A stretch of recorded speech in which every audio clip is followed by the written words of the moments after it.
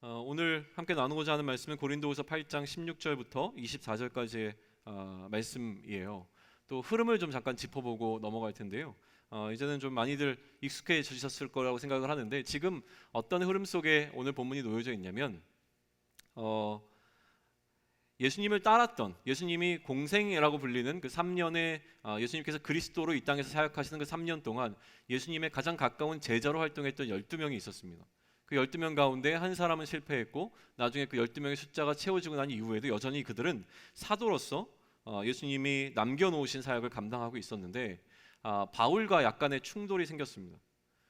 바울은 바울 나름대로 예수님께 받았던 그 사명으로, 소명으로 일하고 있었고, 바울이 복음을 전하는 것과 사도들이 예루살렘을 중심으로 복음을 전하는 것에 있어서 무언가 좀 불편한 좀 이야기들이 오고 갔던 것 같아요. 그래서 서로 간에 좀 검증할 필요가 있었던 것 같습니다. 부정적으로 보면 마치 어떤 기득권 논쟁처럼 보여요. 그런데 이걸 조금 더 긍정적으로 보게 되어지면 조심스럽게 가는 방향성이었겠죠. 과연 바울이 어떠한 복음을 전하고 있는지, 바울이 전하는 복음이 예수님의 제자였던 그 12명이 전하고 있는 복음과 같은 복음인지 다른 복음인지를 서로 좀 검증할 필요가 있어서 바울을 예루살렘으로 부릅니다. 예루살렘에 도착한 바울은 자신이 전하는 복음에 관해서 충분히 사도들과 이야기를 나눴고, 우리가 서로 다른 복음을 전하고 있는 것이 아니라 같은 복음을 전하고 있다는 사실에 서로 동의하게 되어집니다. 다만 거기서 선교적인 전략을 세우는데 어떻게 세웠습니까? 예루살렘을 중심으로 사역했던 사도들은 유대인들을 향하여서 복음을 전하는 역할을 감당하기로 하고, 바울과 그의 동료들은 헬라라고 하는 이방인이라고 불리는 유대인이 아닌 사람들에게 복음을 전하는 것을 그들의 복음의 타겟으로 삼아 사역하기로 서로 약속을 하게 되어지죠. 그러면서 예루살렘에 있었던 사도들이 바울에게 특별히 부탁한 것이 하나 있었습니다. 그것이 무엇이었습니까? 지난주에 우리가 함께 나누었던 연보에 관한 부분인데요. 그것은 예루살렘에 있는 가난한 성도들을 잊지 말아달라는 부탁이었습니다.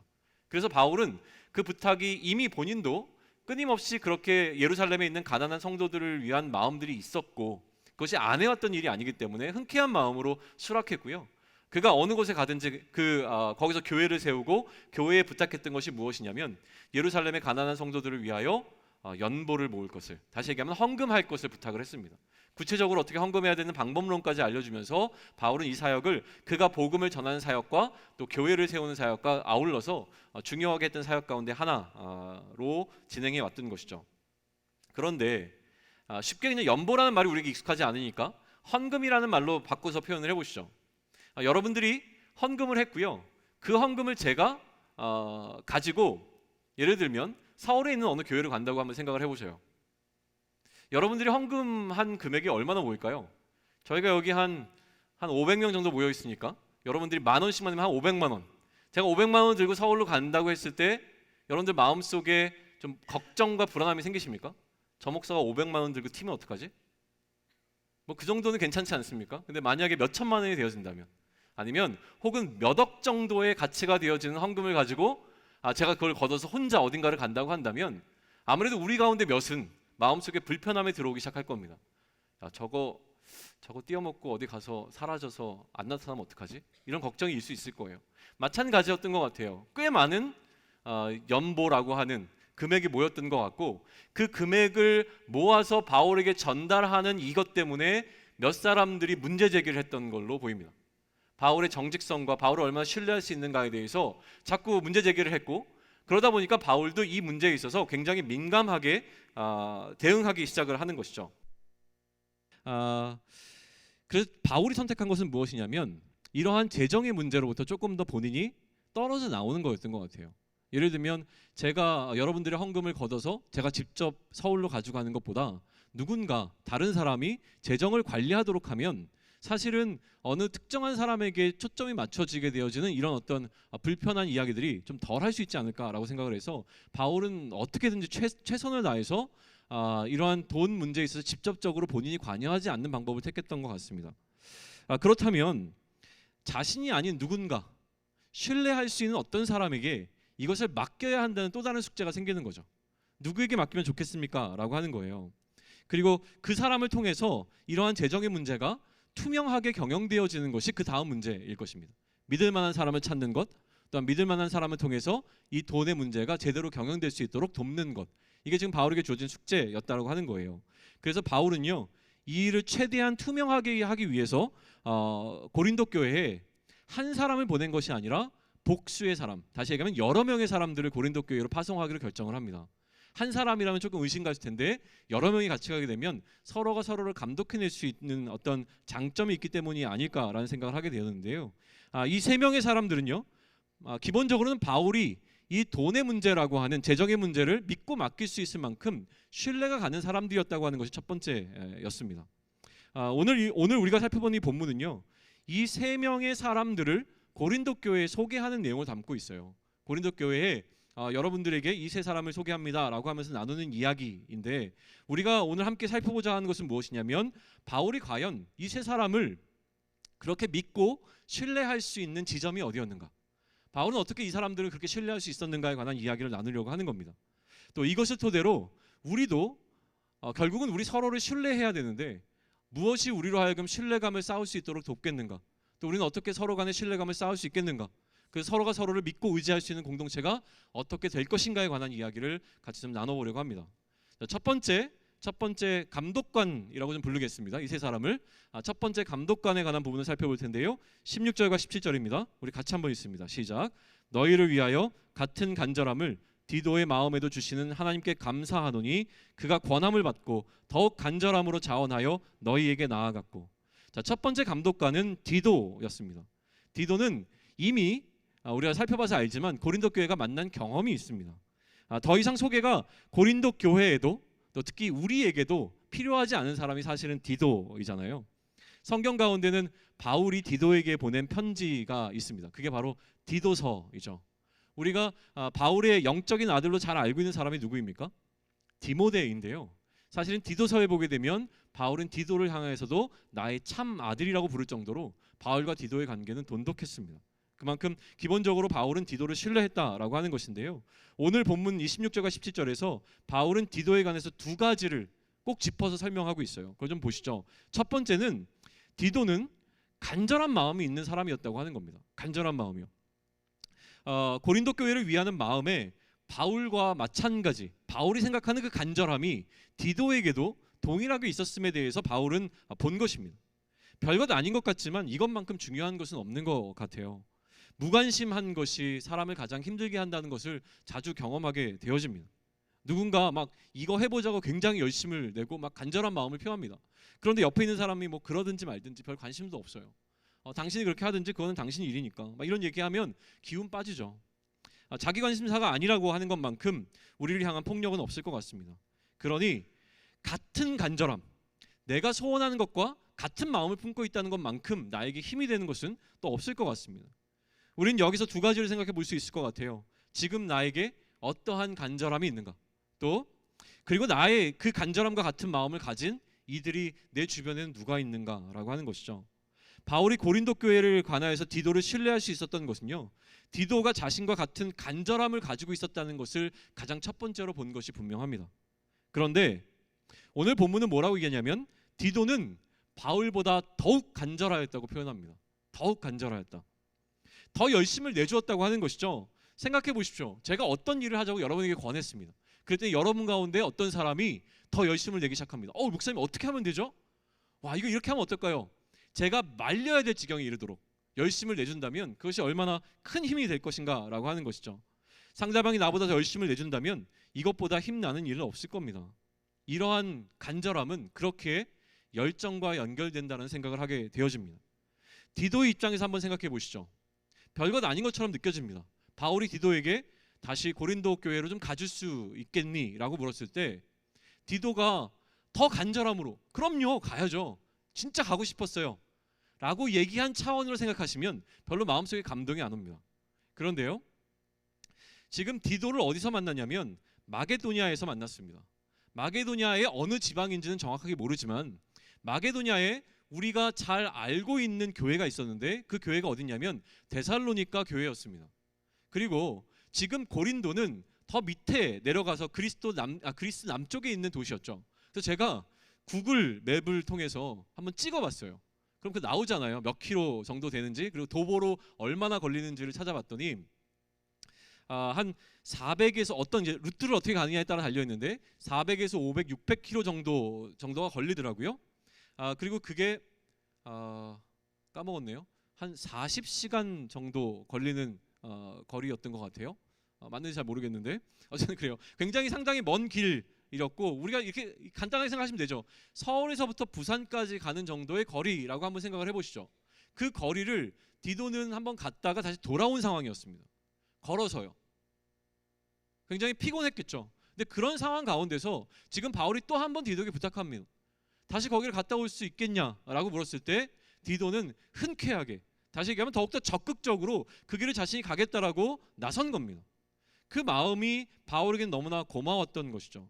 얼마나 고린도 교회를 향한 디도의 마음이 간절했으면 그러한 여러 가지 물리적인 환경을 뛰어넘는 피곤함을 넘어서서 그가 자원하는 마음으로 갔을까라고 하는 건데요. 그렇기 때문에 바울이 둘째로 디도에게 주목하고 있는 것은 그의 자원하는 마음입니다. 그가 열심을 낸 것뿐만이 아니라 스스로 가겠다라고 바울에게 얘기했다고 하는 것인데, 오늘 본문을 자세히 살펴보면요, 거기에 이런 이야기가 등장해요. 권함을 받고라는 말이 등장을 해요. 그러니까 이 성경을 해석하는 사람들 가운데 숙제는 무엇이냐면, 바울에게 권함을 받았는데 어떻게 이것이 디도의 자원하는 마음이 되겠느냐라고 하는 것 때문에 많은 논란들이 있는데 너무 복잡하게 생각하지 않았으면 좋겠습니다. 권함을 받았는데 자원하는 것이 가능할 수 있습니까? 예를 들면 이런 거죠. 제가 여러분에게 구세군 좀 참여해달라고 부탁을 했어요. 권함을 받으셨죠. 그래서 목사님이 부탁하니까 그래 구세군 1시간 내가 하지 라고 사인업을 했습니다. 그러면 이거는 자원한 겁니까? 아니면 권함을 받고 한 겁니까? 이런 차원이었어요. 그런데 지금 바울의 권함을 디도가 받았지만 여전히 바울은 디도가 자원하는 마음으로 이것을 했다라고 표현하는 이유는 무엇이냐면 강압적인 부탁이 아니었다는 거예요. 바울이 디도에게 너는 무조건 그거 해야 돼 라고 강압하지 않았던 것도 분명하고요. 또 다른 차원으로 보게 되면 이미 디도에게는 본인이 이 고린도 교회에 갈 마음이 있었다라고 하는 것이죠. 그래서 이런 생각을 우리는 할 수 있습니다. 이러한 자원하는 마음, 스스로 뭔가 해야 되겠다라고 하는 마음이 언제 일어날 수 있냐면 간절한 마음이 있을 때 가능해진다라고 하는 겁니다. 고린도 교회를 향한 간절한 어떤 마음이 있을 때에 그 교회를 위해서 내가 무엇인가 스스로 해야 되겠다는 생각이 연이어 일어나게 된다라고 하는 것이죠. 우리에게 자원하는 마음이 없는 이유는 그럼 무엇이겠습니까?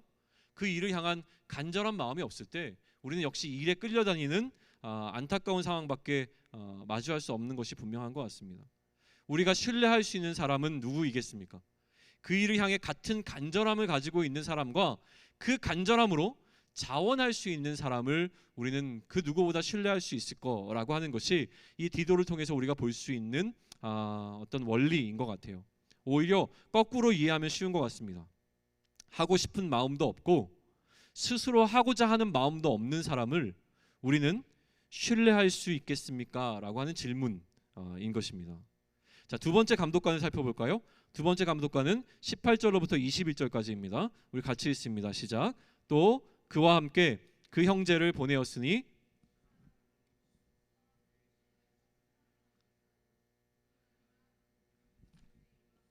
우리의 원을 나타내기 위하여 여러 교회의 택함을 받아 우리가 맡은 은혜의 일로 우리와 동행하는 자라. 이것을 조심함은 우리가 맡은 이 거액의 연보에 대하여 아무도 우리를 비방하지 못하게 하려니 이는 우리가 주 앞에서뿐 아니라 사람 앞에서도 선한 일에 조심하려 함이라. 이 두 번째 사람은 이름이 등장하지 않는 무명의 사람이었습니다. 그런데 그는 어떤 사람이었냐면 칭찬받는 사람이었어요. 어디로부터 받은 칭찬이었냐면 교회로부터 받은 칭찬이었는데 모든 교회로부터 칭찬받았다고 이야기합니다. 약간 좀 과장된 표현이라고 하는 게 분명하죠. 어떻게 모든 교회로부터 칭찬받는 사람이 존재할 수 있겠습니까? 그런데 여기에 너무 민감하게 반응하지 않고 쉽게 이해한다면 그를 알고 있는 모든 교회에서는 최소한 그를 칭찬하는, 그러니까 칭찬받는 그런 사람이었을 것이라고 하는 것을 우리는 추측해보는 것이 어렵지 않습니다. 그런데 우리가 주목해보고 싶은 것은 무엇이냐면 칭찬의 내용이 무엇이냐는 거예요. 지금 이 사람은 무엇으로 칭찬받고 있습니까? 복음으로서 칭찬받았다고 이야기합니다. 복음으로서. 자, 이 무명의 감독자가 복음으로 칭찬을 받았기 때문에 여러 가지 근거 있는 이유들을 통하여서 이 사람이 아마도 누가였을 것이다.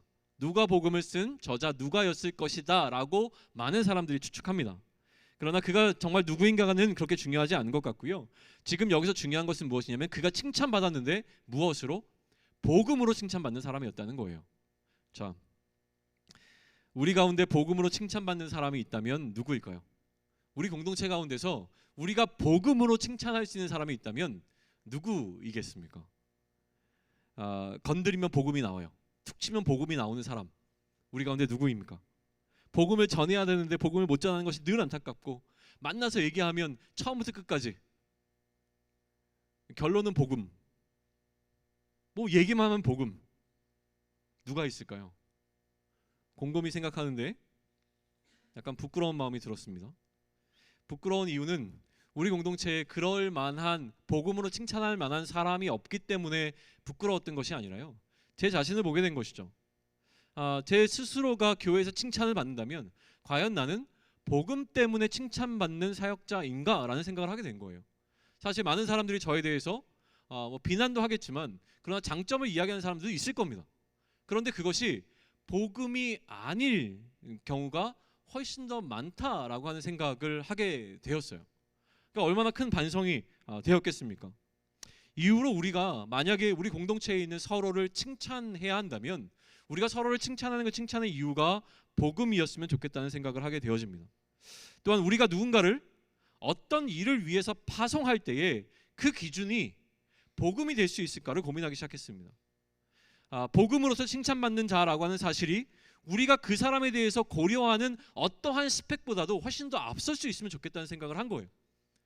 도대체 목사님 그 사람을 왜 선택했습니까? 라고 얘기했을 때, 그 사람은 잘생겼어요. 그 사람은 굉장히 정직해요.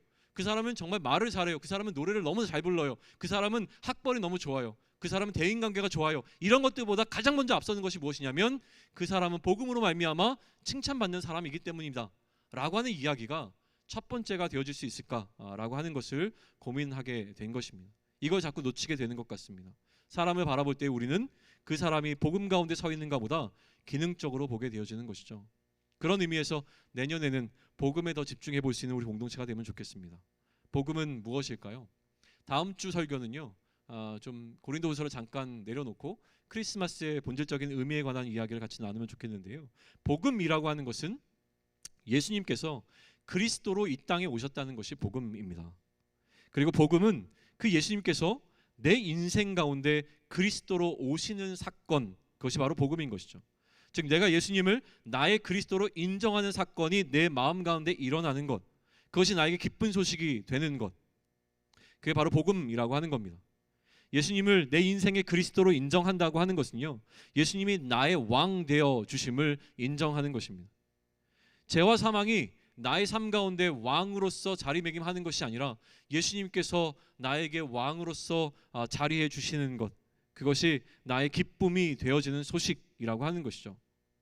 그렇다면 복음이 되지 못하는 이유는 무엇이냐면, 내가 예수님을 나의 왕으로 모시고자 하는 어떠한 소망도 어떠한 바람도 없기 때문일 것입니다. 본질적으로 우리가 나누고자 하는 이야기로 다시 돌아가면, 그렇다면 복음으로 칭찬받는다는 것은 무엇이겠습니까? 그 사람이 복음으로 칭찬받는다고 하는 것은요, 그가 얼마나 복음을 잘 전하고 복음을 전하는 전도자의 삶을 살고 있는가라고 하는 어떤 외형적인 물리적인 시간과 어떤 방법의 문제로 인해서 칭찬받는 것이 아니라고 믿고 싶습니다. 그러한 일반적인 개념이 아니라 그가 이 복음의 본질적인 의미 그대로 예수님을 왕으로 모시는 그 삶을 잘 살아내고 있는가가 그 사람이 복음으로서 칭찬받는가 칭찬받지 못하는가를 결정짓는 중요한 이유라고 생각을 하는 것이죠. 이것을 바울은 이미 고린도후서 4장 5절에서 이런 식으로 표현을 했었습니다.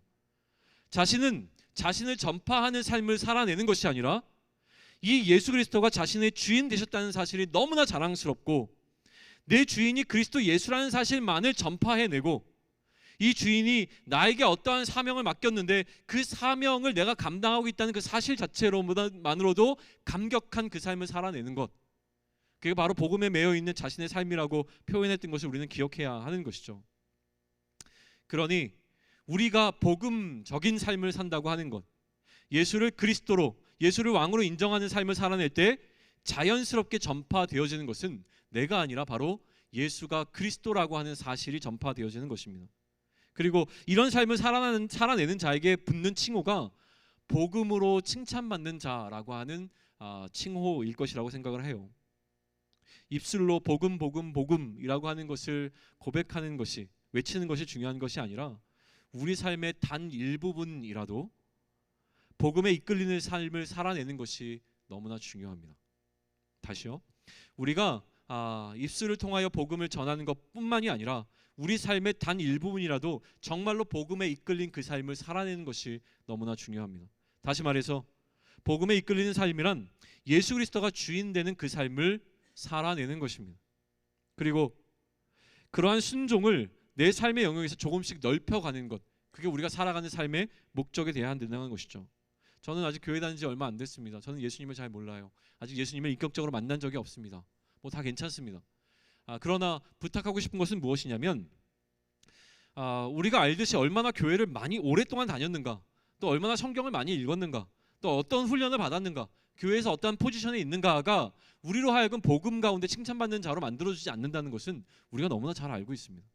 그러면 복음으로 칭찬받는다는 이 원리를 우리 삶에 적용하기 위해서 내가 그리스도를 알든지 모르든지, 내가 교회를 오랫동안 다녔든지 이제 처음 교회를 다니기 시작했든지 간에 우리가 칭찬받기 위해서 해야 될 첫 번째 일은 무엇이냐면 하나님의 말씀을 놓고 그 단 한 말씀을 나의 삶 가운데서 실제가 될 수 있도록 씨름해 보는 삶을 사는 것이 중요하다고 하는 겁니다. 예수님이 나의 삶의 주인이 되도록 하는 그 삶을 이야기하는 것인데, 오늘 하루 단 한순간만이라도 예수님이 나의 삶의 주인이 되어 주시도록 나의 삶을 내어드리는 삶이라고 하는 것이죠. 이제 단기 선교를 가게 될 텐데, 단기 선교 가운데서 제가 가장 강조하는 것이 있습니다. 그것은 무엇이냐면 아침에 다 같이 모여서 묵상을 하고 오늘 나에게 하나님께서 주신 그 단 한 말씀을 붙잡는 거예요. 오늘 하루를 살아가면서 단 한 번이라도 이 말씀이 나에게 실제가 되어지는 것을 경험하는 것이 너무나 중요합니다. 오늘 하나님께서 나에게 정말로 나에게 악한 행동을 한 사람을 용서하라는 말씀을 주셨다면, 오늘 나의 삶 가운데서 나에게 분노를 일으킨 어떤 상황 가운데 그 사람을 용서하기 위해서 단 한 번이라도 씨름했는가라고 하는 것이죠. 시간이 너무 빨리 흘러간다는 생각을 합니다. 시간의 흐름을 붙잡기가 너무 어렵습니다. 그런데 문득 이런 생각이 들었어요. 시간의 흐름을 붙잡기가 너무 어렵다면 말씀을 붙잡는 삶을 살면 어떨까? 하루를 시작하면서 그 하나의 말씀을 붙잡으면 좋겠습니다. 그 말씀이 오늘 하루 나의 단 한순간의 삶 가운데서 실제가 되기 위해서 씨름하고, 하루를 마감하면서 그 말씀 앞에 나의 삶을 다시 한번 비추어 보는 그 단순함이 나의 삶의 기본이 되어지길 소망합니다. 2017년 우리가 하고자 하는 것이 이런 것이었으면 좋겠습니다. 복음이 무엇인지를 알아갈 수 있으면 좋을 것 같아요. 그러나 중요한 것은 복음이 무엇인지를 알아가는 것뿐만이 아니라 이 복음이 나의 삶에서 진짜가 될 수 있도록 우리는 단 한 가지라도 실제로 그 일을 해봐야 한다는 것입니다. 다시 말해서 복음적인 삶을 살아낼 수 있는 청년들이 되기를 소망합니다. 이처럼 복음으로 칭찬받았던 이 형제는요, 동일한 주의 영광과 우리의 원을 나타내는 자라고 평가되어지고 있습니다. 주의 영광과 우리의 원이라고 표현하고 있는데요, 우리의 원은 좀 쉽습니다. 우리의 원은 뭐겠습니까? 우리가 원하는 것이죠. 그런데 주의 영광은 무엇일까라고 하는 것인데요, 주의 영광을 나타낸다는 것은 하나님께 영광이 돌려지는 상황을 이해하시면 될 것 같아요. 하나님께 영광이 돌려지는 상황입니다. 하나님께 영광이 돌려진다고 하는 것은 하나님께서 바라시고 원하시고 계획하시는 그 일이 실제가 되어질 때 하나님께서 영광 받으신다라고 하는 것이죠. 그것이 하나님께 영광이 되어지는 것이고요. 그러니까 주의 영광이란 우리는 하나님의 원하심이라고 이해할 수 있을 것 같아요. 주의 영광이란 무엇입니까? 하나님의 원하심이라고 이해할 수 있다는 것이죠. 그렇다면 우리는 이 본문을 하나님의 원하심과 우리의 원함이라고 이해할 수 있는데요, 이것에 동일하다는 것, 하나님의 원하심과 우리의 원함에 동일한 형제라고 하는 것은 앞서 이야기한 디도의 평가와 같이 연관지어서 볼 수 있습니다. 하나님의 원하심에 간절함을 갖고 있는 자였고, 그 일에 대하여 우리의 원함, 다시 얘기하면 자원하는 동일한 마음을 갖고 있는 자가 이 형제였다라고 지금 평가를 하고 있다고 하는 것이죠. 그러니 이 형제는요, 근본적으로는 디도와 같은 평가를 받고 있는 사람이라고 이해할 수 있습니다. 그런데 디도와 결정적인 차이점이 있다면 이 형제는요, 교회의 택함을 받은 자였습니다. 교회의 택함을 받았다는 것은 무엇이냐면 원어적으로 보면 거수를 통해서 결정했다는 거예요. 자, 누가 이 일을 위해서 가면 좋겠습니까? 라고 했을 때 거수를 통해서 이 사람이 가장 적합합니다 라는 평가를 받은 사람이 바로 이 형제였다고 하는 것이죠. 그러면 무엇을 위해서 선택을 받았습니까? 은혜의 일을 위해서 선택을 받았다고 이야기를 합니다. 그 일에 가장 합당한 자라고 여러 교회의 추천을 받은 것이었는데, 이 은혜의 일은 우리가 이미 알듯이 연보를 걷는 일이었다고 하는 것이죠. 여기서 저는 분량을 생각하게 되었습니다. 은사인 것인데요. 이 형제가 이 교회 가운데서 감당해야 될 분량, 은사는 무엇이냐면 정직하고 성실하고 충직하게 이 연보를 걷는 일을 해낼 수 있는 자, 해낼 수 있는 은사를 갖고 있었던 자라고 하는 것이죠. 자, 연보를 걷는 것도 은사가 필요하다면 지난 시간에 얘기했지만 연보를 내는 것도 은사이어야 됩니다. 나의 재능을 기부함으로 말미암아 이웃을 섬길 수 있게 해주세요. 내가 갖고 있는 달란트를 통하여 세상을 따뜻하게 만들 수 있게 해주세요라는 기도뿐만이 아니라 나에게 허락하신 이 물질을 통해서 이웃을 섬길 수 있게 해주세요라고 하는 것은 동일한 의미에서 은사가 되어진다고 하는 것입니다.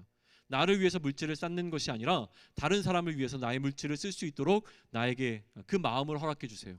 그 선물과 같은 그 마음을 주실 것을 요구하는 것도 필요하다고 하는 것을 다시 한번 짚고 넘어가는데요. 며칠 전에 어떤 분이 저에게 전화를 하셨어요. 작년 분이셨는데 11조 문제를 저와 상의를 좀 하면서 여러 가지 이야기를 좀 나누셨어요. 근데 이분의 좋은 마음이 있었습니다.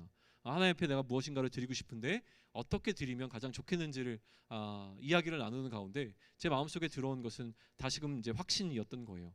물질을 나누는 것도 은사가 맞구나. 그러니까 하나님께서 그 마음을 주시지 않으면 정말 남이 할 수 없는 일, 이 일을 감당하기는 참 어렵구나라는 생각을 했던 것 같아요. 연보를 관리 감독할 수 있는 특별한 은사를 갖고 있었던 자가 이 두 번째 사람입니다. 그리고 그는 바울의 팀과 이미 동행하고 있었던 사람이었어요. 그러니까 오래 전부터 바울이 팀으로 사역을 하고 있었는데 이 팀 가운데 함께하고 있었던 사람이 그였다고 하는 것이죠. 그러니 아마도 이 사람은 그의 그 달란트를 가지고 이 팀 가운데서 뭐 우리 회계 있지 않습니까? 지금 우리 공동체는 회계가 없습니다. 2017년에 회계가 세워지길 바라는데 자원하는 마음으로 누군가 회계를 했으면 좋겠습니다. 회계는 돈 계산하라는 얘기예요. 어쨌든 제가 하고 있는데 어렵습니다. 마음이. 아무튼 그래요.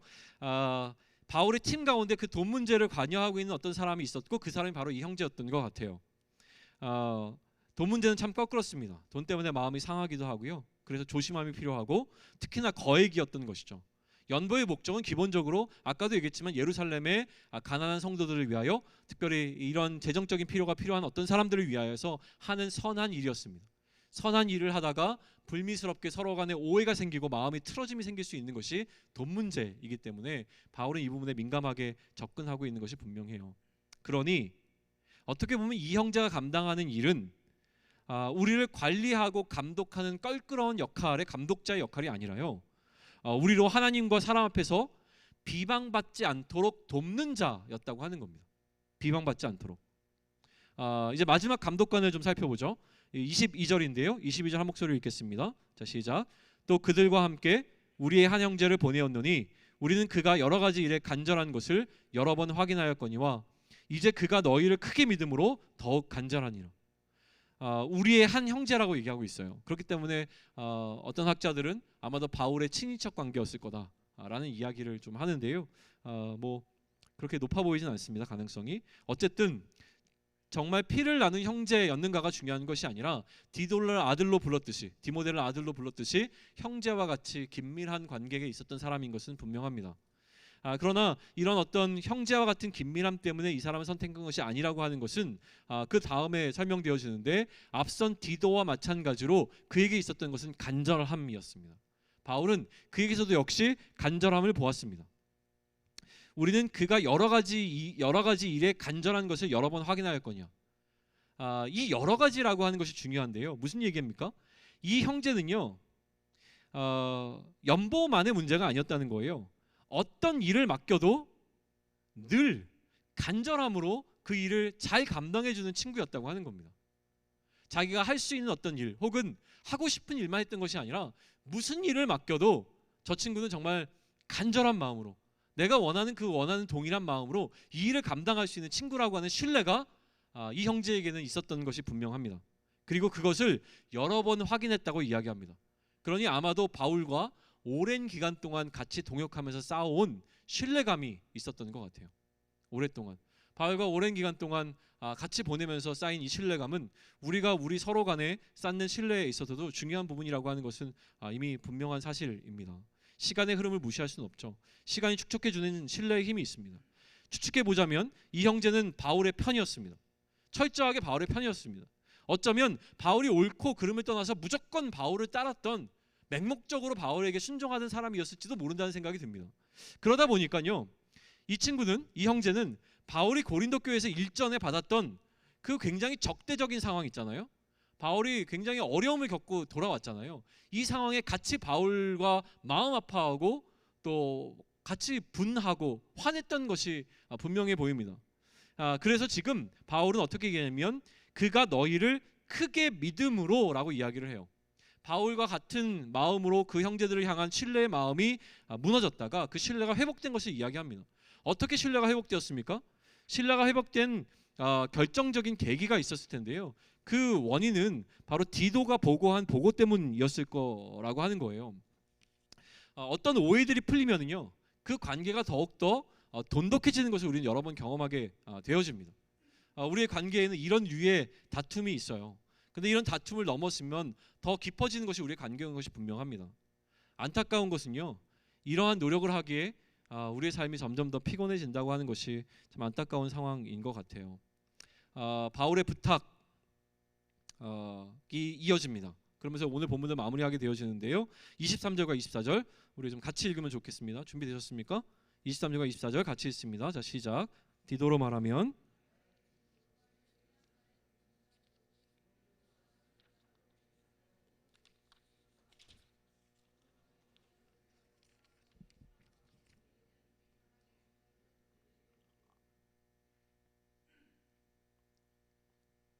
디도와 그 형제들을 나눠서 설명하고 있는데, 디도에게 있어서 강조되고 있는 것은 무엇이냐면 동료와 동역자가 강조되고 있어요. 다른 두 형제에 관해서는 무엇이 강조되고 있냐면 교회의 위임을 받은 대표성이 강조되고 있습니다. 여러 교회의 사자라고 하는 점과 그리스도의 영광이라는 표현을 통해서 강조되고 있는 것이죠.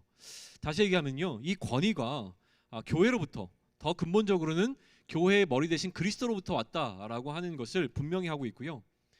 또 바울과 같은 권위를 갖고 있는 자들이라고 하는 것에 대해서 바울은 그 힘을 실어주고 있는 본문으로 볼 수 있습니다. 이러한 세 명의 감독관에게 고린도 교회가 해야 되는 일이 있는데, 그것은 직접적으로는 연보하는 일이었을 거예요. 헌금하는 일이었을 거고요. 더 넓게는 여기에 담긴 여기에 그들의 마음을 담아 전할 것에 대해서 부탁하고 있는 본문으로 이해할 수 있습니다. 너희의 사랑, 그리고 너희에 대한 우리 자랑의 증거를 보이라는 것이죠. 너희에게 기대되는 모습을 보이라는 것입니다. 우리에게 마땅히 보여져야 할 모습을 나타내기를 바라는 바울의 권고로 이 본문이 마무리가 되어집니다. 자, 이렇게 오늘 본문을 살펴보았는데요. 오늘 본문은 믿고 신뢰할 수 있는 동료와 동역자에 관해서 계속 생각할 수밖에 없게 만드는 본문이기도 해요. 내가 믿고 신뢰할 수 있는 사람은 과연 누구인가? 전적으로 의지할 수 있는 사람은 누구인가? 내가 어려움에 처했을 때 누구보다 먼저 달려와 줄 수 있는 사람이 있다면 그는 누구일까라고 하는 것이죠. 내가 어려움을 당했을 때 나는 내 휴대폰에 담겨있는 수많은 전화번호 중에서 누구를 가장 먼저 선택하겠습니까? 또 그 사람은 기꺼이 나의 부탁을 들어 내일처럼 달려와서 그 일을 감당해 줄 수 있는 사람이 나에게는 누가 있는가라고 하는 것이죠. 내가 어떤 이유로 인해서 감당하지 못할 일이 생겼습니다. 그 일을 누군가에게 부탁을 해야 되겠습니다.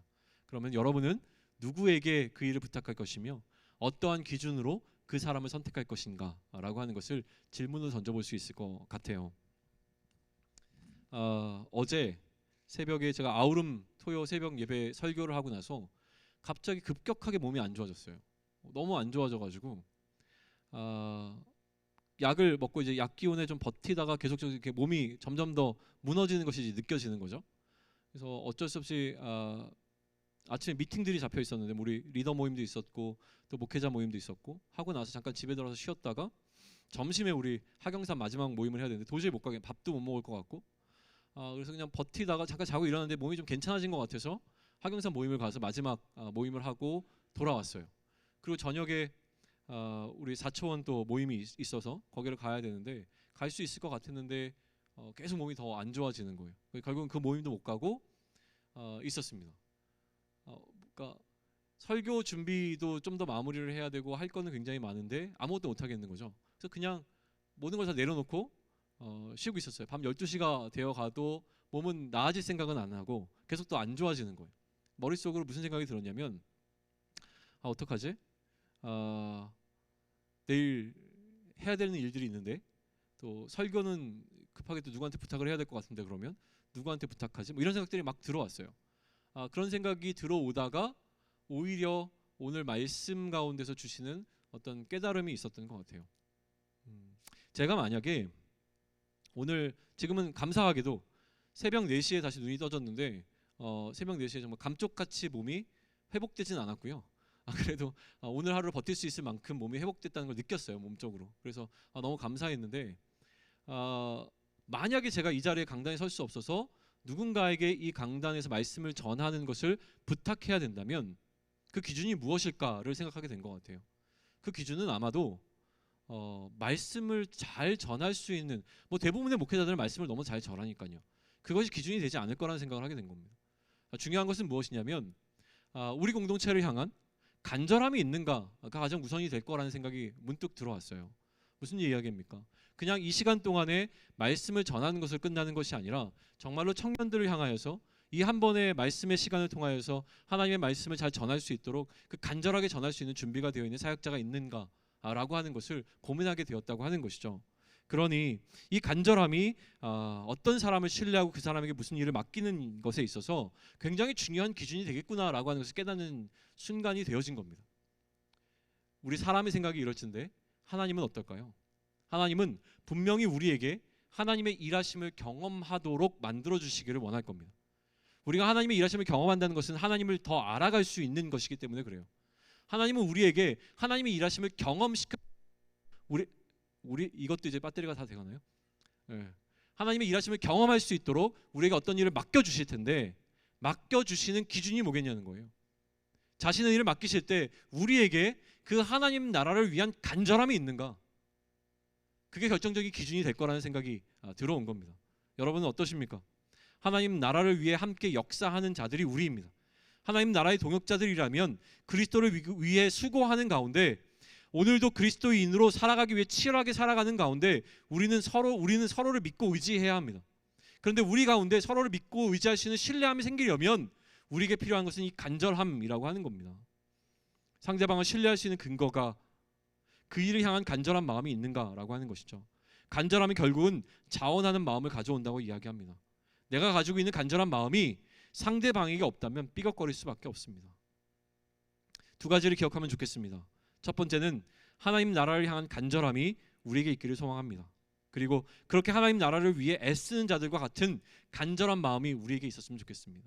하루를 살아도 그 하루 동안 내가 그리스도의 사람으로 살아가고자 하는 그 간절함이 우리를 움직이는 힘이 되었으면 좋겠고요. 그렇게 간절한 마음이 있을 때 내가 감당해야 되는 어떤 역할과 또 다른 어떤 사람, 우리가 협력하여 하나의 공동체를 이뤄낼 수 있는 그것, 그 간절함들이 모였을 때 같은 곳을 바라보며 같은 마음으로 같은 일을 행할 수 있는 사람들이 모여있는 공동체, 그게 바로 우리 공동체가 되기를 소망한다라고 하는 것이죠. 그것이 우리의 자랑이 되었으면 좋겠습니다. 어디 가서 우리가 이야기했을 때 우리 공동체는 이 간절함이 우리를 움직이는 힘이다라고 얘기할 수 있는 공동체가 되어질 때에 하나님 나라를 향한 간절함이 우리를 움직이는 힘이라고 이야기했을 때 그것이 가짜가 아니라 진짜가 되는 것을 여러분들 개개인들이 보여줄 수 있기를 소망합니다. 그게 지금 바울이 고린도 교회에 부탁하고 있는 마지막 부탁이었습니다. 세 명의 감독관이 갔을 때에 내가 당신들을 향하여서 이 사람들에게 기꺼이 자랑한 그 일들이 거짓이 되지 않도록 여러분의 신실함을 나타내 주십시오라는 부탁을 했는데요. 오늘 바울이 우리 공동체를 향하여 동일한 이야기를 하고 있다고 믿습니다. 여러분의 각자의 삶을 통하여서 하나님을 향한 간절함을 나타내는 그 삶 살아내기를 축원합니다. 우리 같이 일어나셔서 좀 결단하면서 찬양하겠습니다.